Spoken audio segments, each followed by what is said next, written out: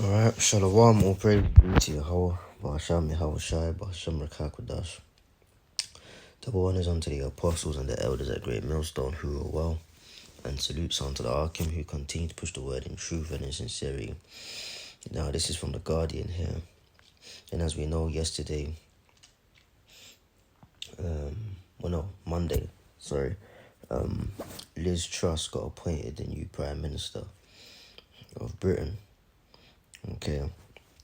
Now, this is an article here from the Guardian. It says, Liz Truss, what policies will Liz Truss pursue as Britain's new Prime Minister? And it says the policy focus of a Truss Prime Ministership will inevitably be largely a work in progress, given she's taken office amid a hugely turbulent economic period. But during a long leadership campaign, the new PM has set out a series of proposals and plans for government. Straight out is financial, taxation and costs of living.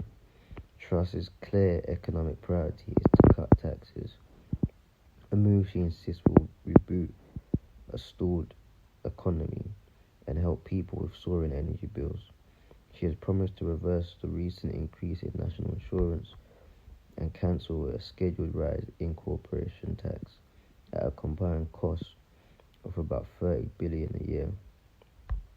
Truss's team has also mooted the idea of slashing VAT by 5% or cutting income tax to help household budgets.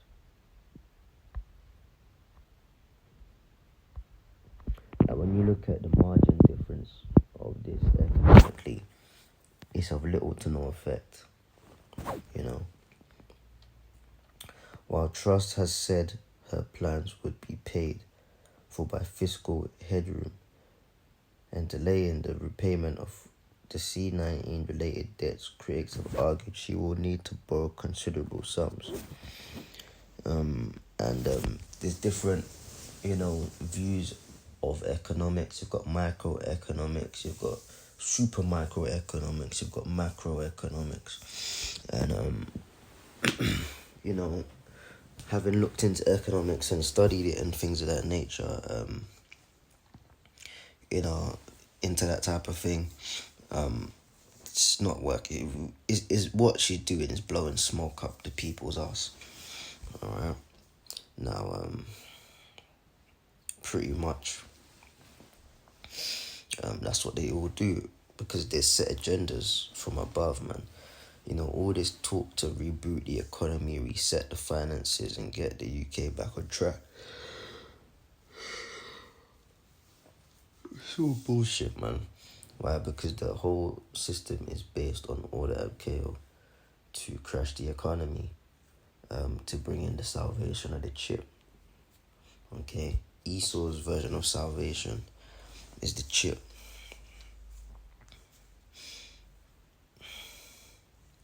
There's also considerable skepticism about a tax cut-based response to the energy cost crisis, which would disproportionately benefit high earners and do nothing for those relying on pensions or benefits. And this is one thing which was highlighted in her campaign facade, which is that her implementation of her policies would benefit the rich and disadvantage even further the working class to poor. Truss has not ruled out more direct help over energy bills, but has refused to say explicitly what this might be and talked about her distaste for handouts, and that's what they're cutting, man. Handouts, if you will. Alright, it is a position that is about to be tested against economic reality. And that's what they all do. They all come with this fairy tale bullshit. But the reality of things never really adds up to what they're saying never really adds up to reality.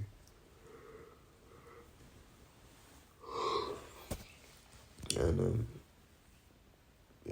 there's some more in this article, which I don't really care to read. But what I will do is,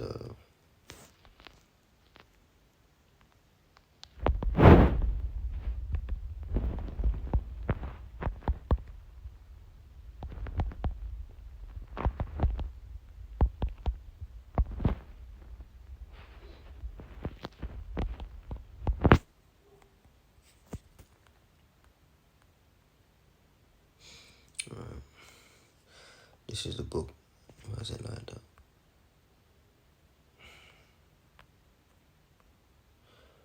Okay, Isaiah 31:1, and it says, "Woe to them that go down to Egypt for help, and stay on horses, and trust in chariots, because they are many, and in horsemen, because they are very strong, but they look not unto the Holy One of Israel, neither seek the Lord."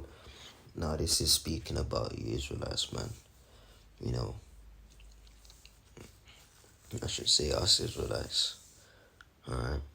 The reason I say you is because, you know, us that's in the know, we Lord willing, we stay firm. We ain't gonna get caught lacking at such a hurdle as this, man. You know, we know better. You know, the hopeful elect know better than to trust in the system. But you other Israelites out there, you 2/3, you're gonna do it anyway.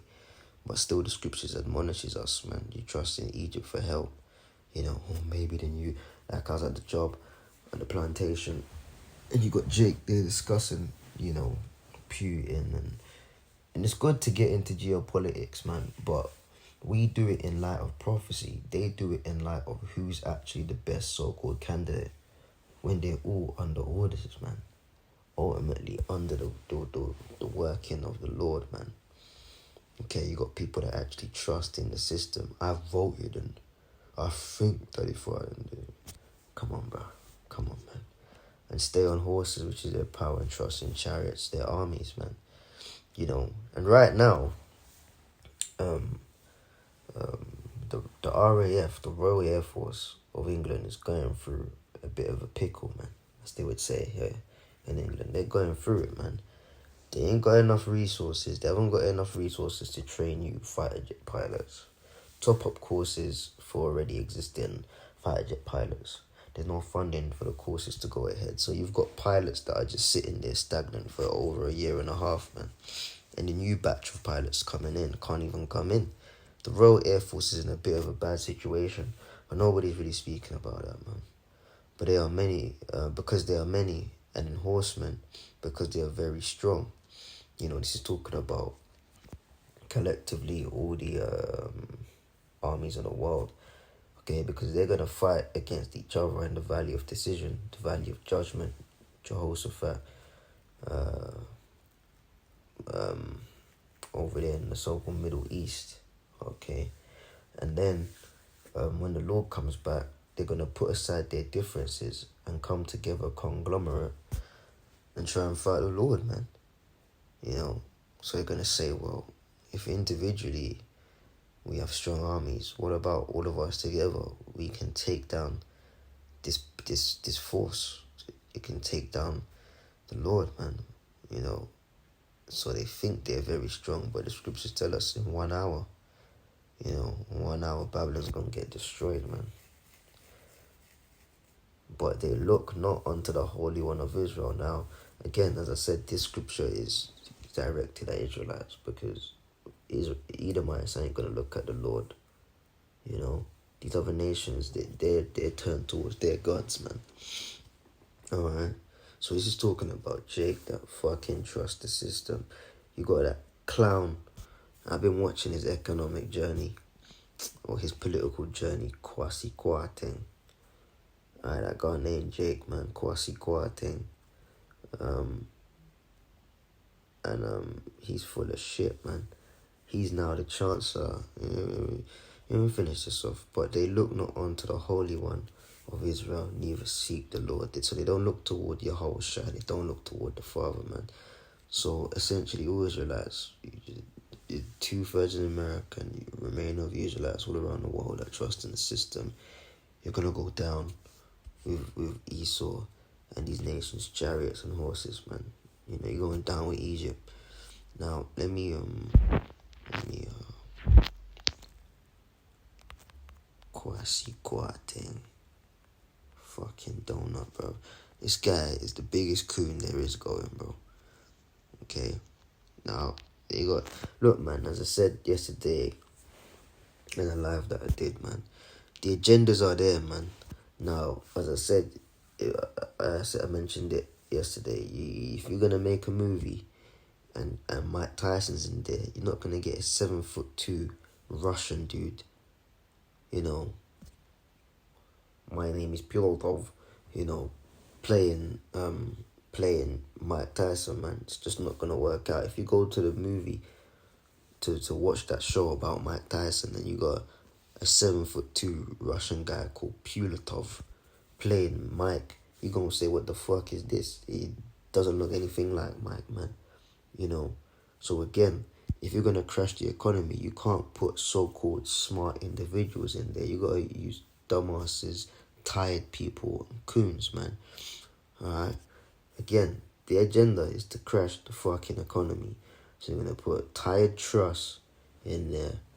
Tired Truss, because she's tired, man, before she even started.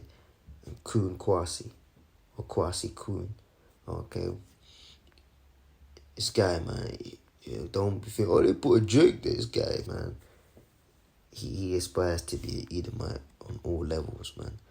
Alright, you got a fucking coon. And this is gonna spark outrage, man. Alright, you got a fucking coon, so-called in charge of the finances of the country.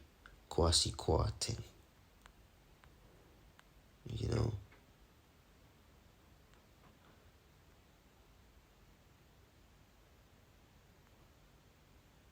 I noticed they always putting these so-called minorities up in there, man. First it was Rishi, you know, and he was never gonna get PM. Now they got Kwasi up in there, man. Yeah, because they want to blame. What they were trying to do is spark minor race wars, man. Minor unsettlings, you know. Yeah, fucking Indian, he can do it. He can fix the economy. He can handle the finances. That's gonna be a fucking ninja. Can't do it, man. But it's all pre-engineered crises, man. But you see how they're playing puppet with these people, man. You know. Okay. That's all gonna end in the shit, man. That's the next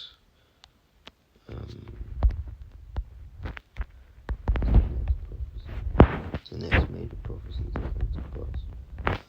Okay, Revelation 13. I'm gonna start from 16, and he calls it all, both small and great, rich and poor, free and bond, to receive a mark in their right hand or in their forehead. You know, that mark is the charagma.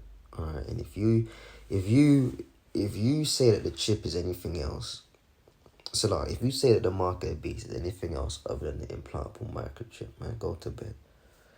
And he calls it all, both small and great, rich and poor, free and bond, to receive a mark in their right hand or in their forehead, and that no man may buy or sell save he that had the mark or the name of the beast or the number of his name, man. So again, they're gonna crash the system so that they can implement their version of salvation, which is the chip, man.